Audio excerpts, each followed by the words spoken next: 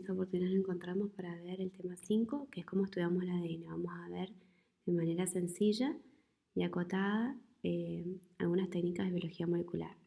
Para ello, primero vamos a ver las enzimas de restricción, que son endonucleasas de restricción del tipo 2, que esto significa que reconocen un sitio específico y sobre este sitio específico es donde producen el corte.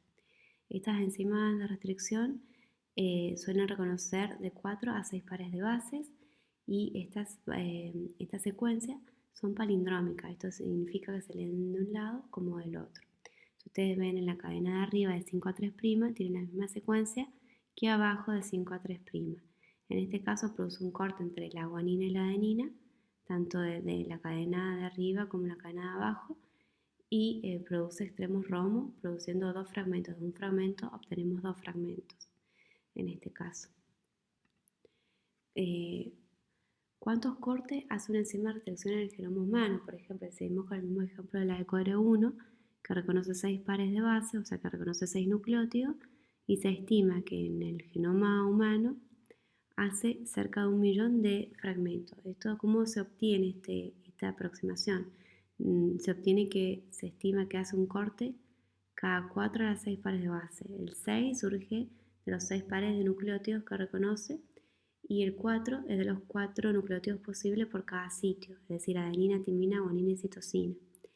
La enzima en todo el genoma humano produce fragmentos de distinta longitud, dado que estos sitios que reconoce la enzima están ubicados de manera no regular.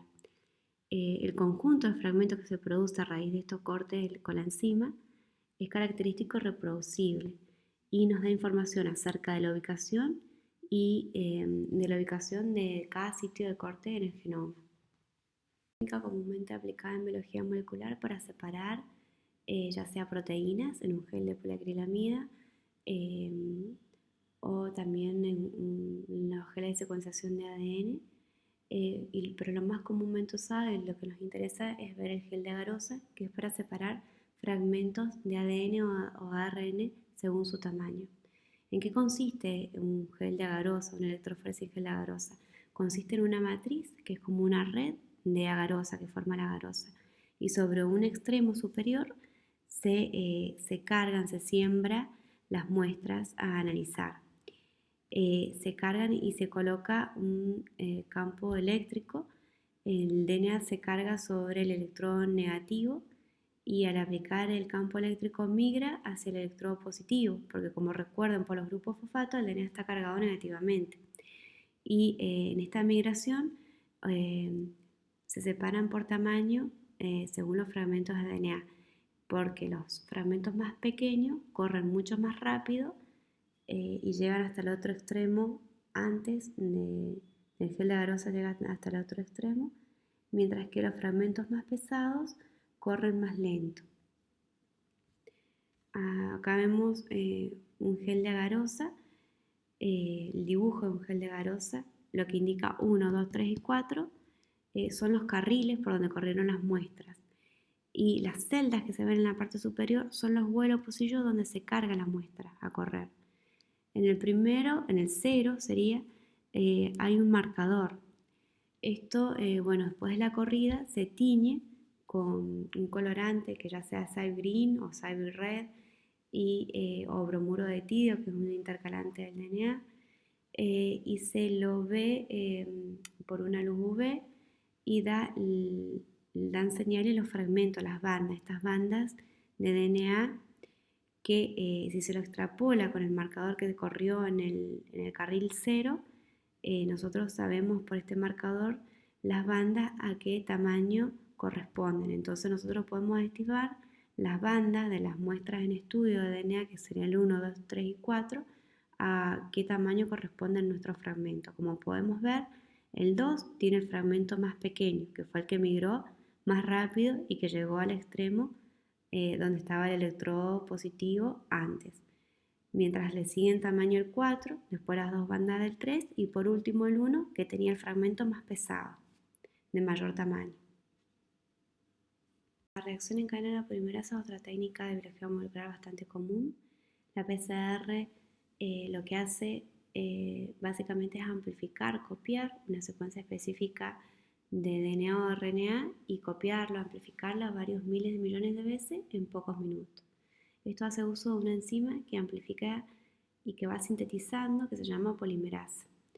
Y los cebadores o primers son los que dan la especificidad, es decir, son los que señalan el fragmento a amplificar en el DNA y se usan 2 cebadores primer por cada fragmento de DNA a amplificar.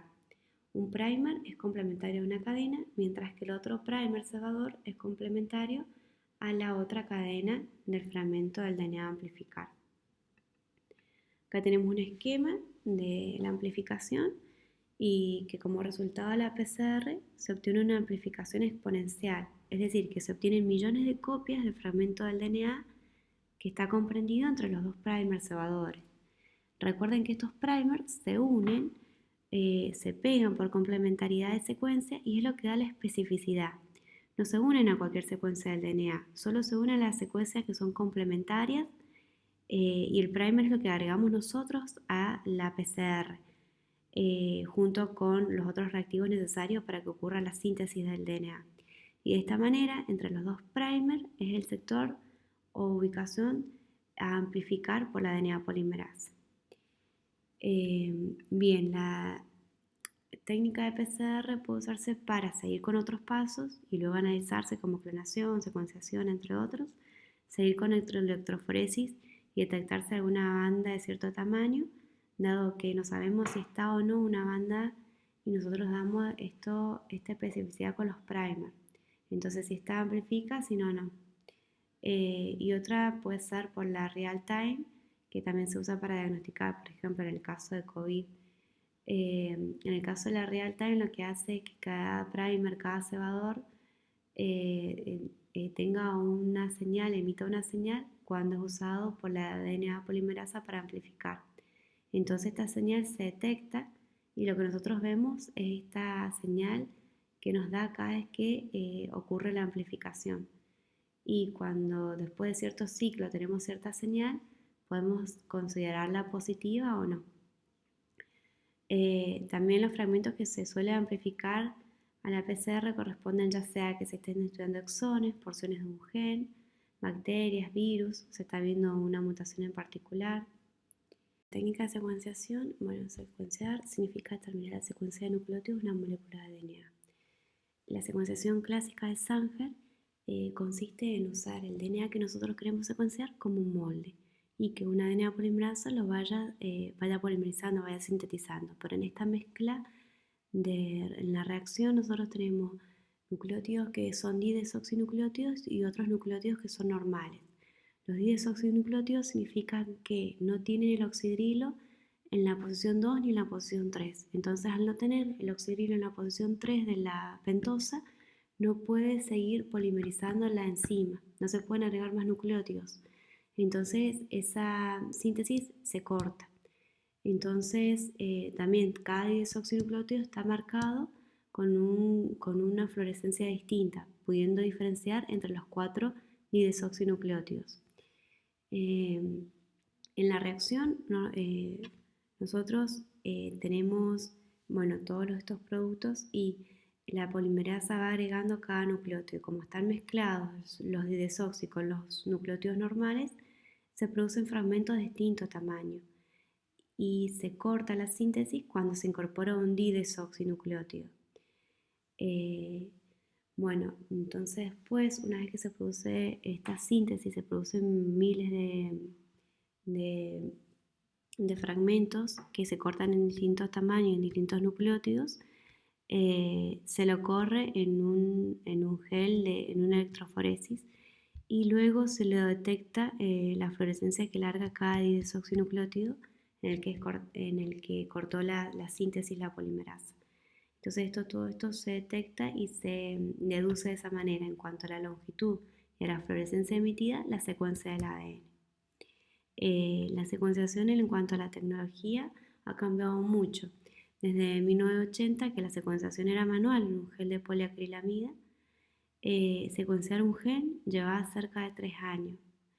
Mientras que con el desarrollo de la tecnología, con el proyecto de genoma humano, ya se contaba con los secuenciadores HAVI, que es como el cromatograma típico que vemos ahí en el 2001.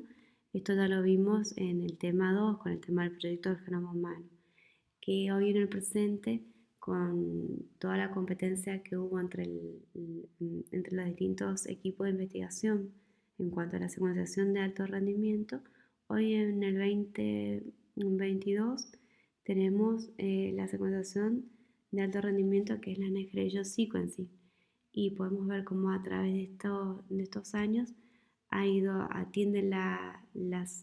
los equipos de secuenciación tienden a ser más pequeños y a ser automatizados, y producen datos de manera masiva. Lo que se conoce en las tecnologías de alto rendimiento, la NGS, se aplican para distintos fines en medicina. Uno de ellos son el uso de los paneles.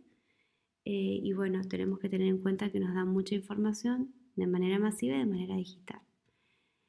Esto que vamos a ver es MLPA, que por sus siglas significa amplificación de sondas múltiples dependiente del ligando. Esta es una variante de la PCR multiplex, que la PCR multiplex es la amplificación de distintos fragmentos de DNA, o sea, realizar distintas PCR al mismo tiempo. Y permite, en este caso, el MLPA permite la amplificación de hasta 40 regiones del DNA.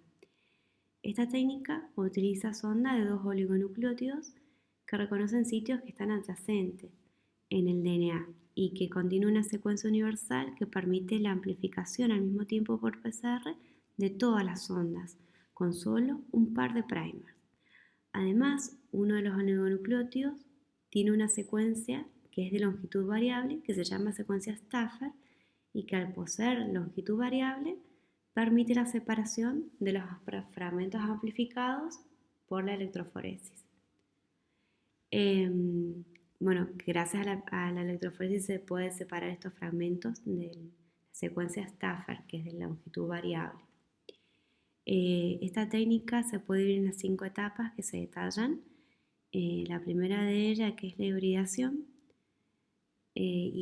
primero la desnaturalización y luego la hibridación de las ondas. Tenemos el DNA de la muestra en estudio, que está representado por las 2 líneas grises. Se produce la desnaturalización, que es la separación de cada cadena.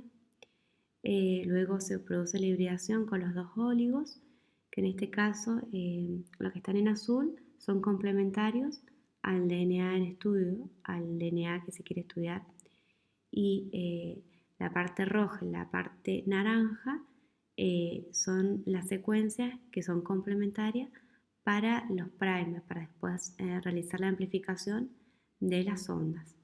Y la parte que es verde es la secuencia Stafford, que es la longitud variable, que es lo que después permite diferenciar por tamaño luego de la electroforesis. Bien, después tenemos la reacción de ligación. Bueno, al comienzo cada óligo reconoce las secuencias de DNA que están contiguas, y solo cuando ambos oligonucleótidos se unen perfectamente a esta secuencia puede ocurrir la ligación, que en este caso en el dibujo se representa la ligasa con un círculo verde. Luego el siguiente paso, que es la amplificación, por PCR, se lleva a cabo usando solo un par de primers universales, que son los que corresponden a lo que está marcado en naranja y en rojo. Uno de estos primers, que está marcado con un fluorocromo, que en el dibujo se ve el primero, que es el primer rojo, que está marcado con un asterisco, que el asterisco representa el fluorocromo. Los primers no amplifican la secuencia del DNA en estudio, sino que amplifican las ondas ligadas. Como solo las ondas que están ligadas son amplificadas, la cantidad de producto ligado es una medida del número de secuencias diana que hay en la muestra. Como uno de los primers está marcado con un fluorocromo, los productos de PCR generan un pico fluorescente en la electroforesis capilar, y la secuencia de Stafford permite además diferenciarlo en función del tamaño. Entonces, después de la electroforesis, se mide el área del pico de PCR de cada producto amplificado. Para poder analizar los resultados, los ensayos de MLPA siempre deben realizarse con varios DNA controles negativos. Los kits comerciales contienen las sondas específicas para los exones del gen que se quieren estudiar y sondas para otras regiones cromosómicas que se utilizan como secuencia de referencia en el análisis de los datos para hacer la normalización. Acá tenemos los análisis de datos, vemos dos copias normales, tenemos en un primer par los de referencia y en el segundo el de testeo. Para poder realizar los análisis de datos, los ensayos de MLPA siempre deben realizarse con varios DNA de controles negativos. ¿Y qué sucede cuando hay una deleción?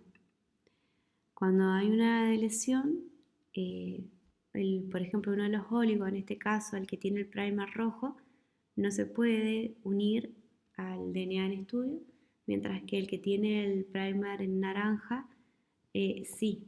Entonces no hay amplificación y acá hay una deleción. En el caso de una deleción en heterocigoto se observaría de esa manera.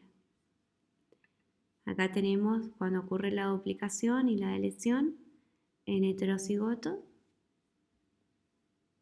MLPA detecta variaciones en el número de copias, es decir, deleciones o duplicaciones de regiones genómicas determinadas. Y para esto existen kits comerciales ya preparados que están diseñados para analizar genes concretos y que consisten en una colección de sondas específicas, que son las que se van a analizar. Entre ellas se aplica para el diagnóstico de enfermedades hereditarias, para el análisis de lesiones, duplicaciones somáticas en genes que están involucrados en la progresión de la enfermedad o en la respuesta al tratamiento. Pero también tienen limitaciones, que no detecta lesiones o duplicaciones que caigan fuera de donde pegan las ondas, que no detecta reordenamientos genómicos equilibrados, que no detecta mosaicos. Y hasta acá hemos llegado. Muchas gracias por su atención.